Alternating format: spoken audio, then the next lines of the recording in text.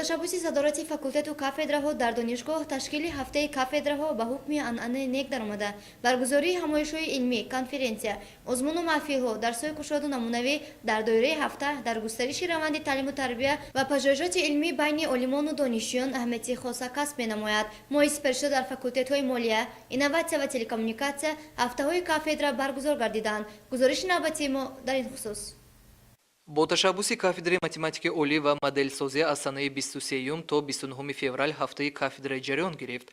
در دوره هفته با جلب دوره وسیع عالمان و استادان و دانشجویان فاکولته اینواسیون و تلکومونیکاسیون سلسله همایش‌های علمی و تعلیمی و فرهنگی و معرفتی از قبیل محفل دانشجویان، ریاضیات در اقتصادیات، سمینار علمی نظریوی در موضوع اویدی قیمت‌های خاصی یک صنفی ماتریس‌ها، درس‌های کشادی تربیوی دایر به پیام پیشوای ملت راهنما برای استادان و دانشجویان، درسی کشاد تحت عنوان اینتگرونی کسرای راسیونالی و غیره در سطح بلند غایوی و تشکیلی برگزار گردیدند.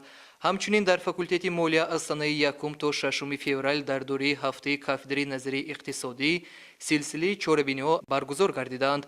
هدف از برگزاری هفته‌های کافدرا تطبیق روندهای ثمره‌بخش تعلیم، پژوهشات علمی، تربیت حس بلند خودشناسی و خودآگاهی ملی، ارزش‌گذاری با ارزش‌های معنوی و فرهنگی محسوب می‌یابد.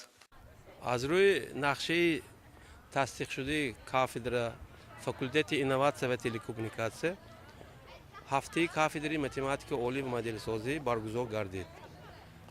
هدف از گذراندن این هفته از آن عبارت بود که دانشجویان را با تطبیق متماتیک،